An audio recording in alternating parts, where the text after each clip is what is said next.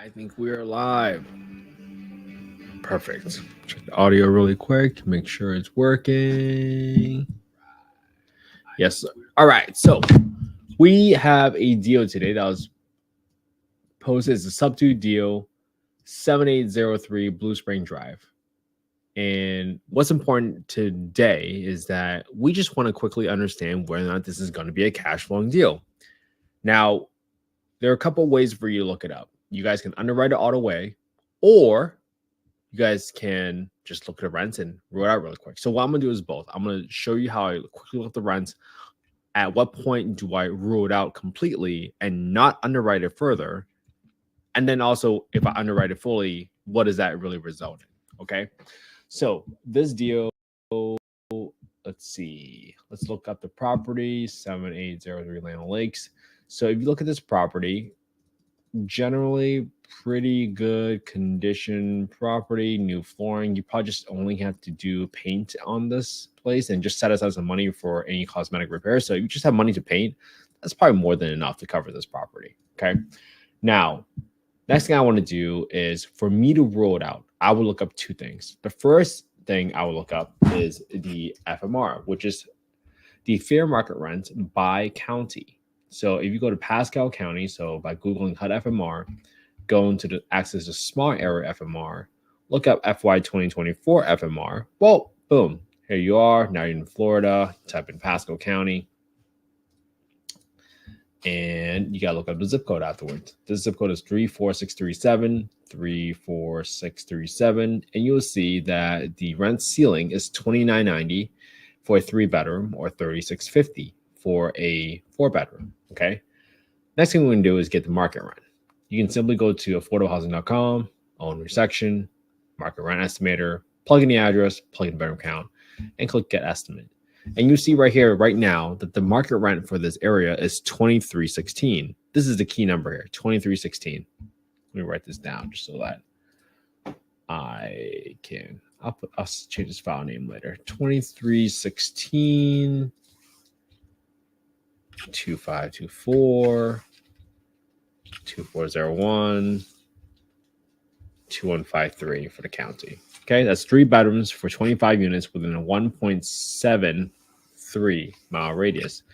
Now, what if you're able to get this into a 4-bedroom? What's your maximum rent there? $27.60. All right, 2760 2898 2825. And then we have another one at 2625. All right, 4-bedroom. This is 2.12 mile radius. Good to know. 2.12. So when you have a market rent of $23.16 and $27.60, because both of these numbers are lower than the rent ceiling that we see on FMR of $29.90 and $36.50, there's a test. It's called the rent reasonableness test. It means that you cannot charge more rent than what an unassisted unit is going to go for on the market. So when you see $23.16, you compare it to $29.90, your maximum rent is going to be $23.16, 2316. So I'm going to use that. I'll even round it to $23.50. Now, this is how you quickly rule out the deal. At $23.50, look at the PITI. You have $17.71 for the first PITI. So let me just plug this in. 213456.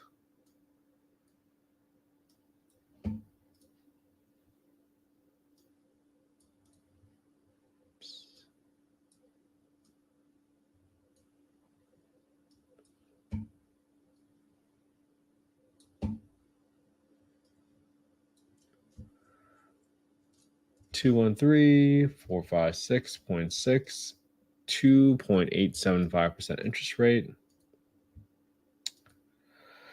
Great. Then you have another HELOC balance of $120,000. This payment needs to be $740 a month. And then there's another loan for $131,400 at 0% interest rate, balloon in 10 years. Turn this into a true, so it actually calculates it. And HOA fee of $43. Now, after you get all these payment terms, it doesn't really matter what it is. What you want to see is get to the total amount. So what I would do usually is 1777.71 plus $740, which is the interest only payment, plus $850, which is the seller finance piece. Subtract this one, subtract the sub-to principal and interest payments, subtract the HELOC, subtract the principal. Basically, you just want to subtract everything out because you want to back into what the remaining amount is. So there's about $1,600. So there's no way you're going to cash flow on this deal, because when I looked at the numbers and I saw that the round was $2,350, and I quickly saw that just the mortgage and the HELOC balance was already $2,500, I knew it was not going to cash flow. So right then and there, I would have stopped underwriting. But today, I'm sharing with you what I'm also doing in terms of increasing the insurance expense, adding the HOA, adding the 10% maintenance, adding the 8% property management, and adding the 5% vacancy. This deal will lose, assuming you go after the exit strategy of Section 8, you're going to lose $1,636 a month. And that is never going to be a good deal, right? Even though it's pretty turnkey, you can go up in the calculator. But again, I don't need to update the renovations. I would have stopped looking at this deal once I got this $2,350 and I saw how much the PIT I added up to.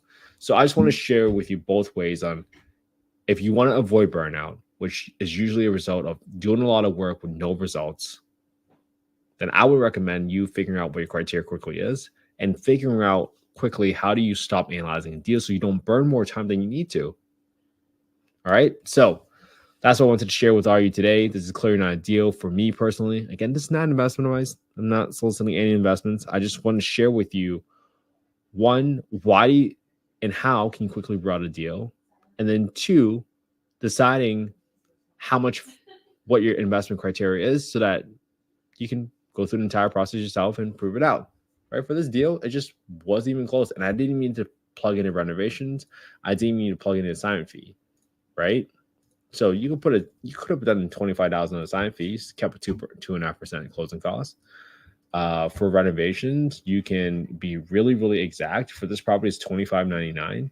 So I'm just only going to do painting for $25.99 at $3 a square foot. That's all I'm going to do for the property. You set aside $1,500 for the roof, but that still results in only a $13,000 rehab because it's mostly turnkey. So it's still negative 40% return on your money almost. So I would avoid this deal. It's not a deal for me. Even though I plugged it in, there are three deals there. I mean, there are 3 sets of loans on this. There is a principal loan, that's what you're taking over SUBTO, and you're also taking over SUBTO their HELOC, which is the home equity line of credit. And then the seller is going to finance their equity portion to you. There's just too much debt service on this deal to make a cash flow. And unless you're here to live in this home and you really love this area, sure. And even like, let's say we stretch it out and we say, hey, what do we turn this into a 4-bedroom? And we see the market rent is $2,760.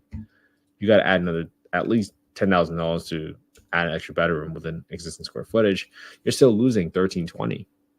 You're still losing $1,320 even turn it into 4-bedroom creatively. So that's not a deal for us. And hey, thanks for tuning in on a Friday night. I know we all have things to do, but hey, I'm staying consistent, and hopefully everybody can stay consistent with me. And let's keep this going. Just remember, it just takes 18 minutes a day for 365 days a year, and you'll be better at analyzing deals than 95% of the country. Do it with me. Stay consistent with me. Have an amazing night, everybody. I hope you spend some quality time with your family and friends, and I'll be back again tomorrow.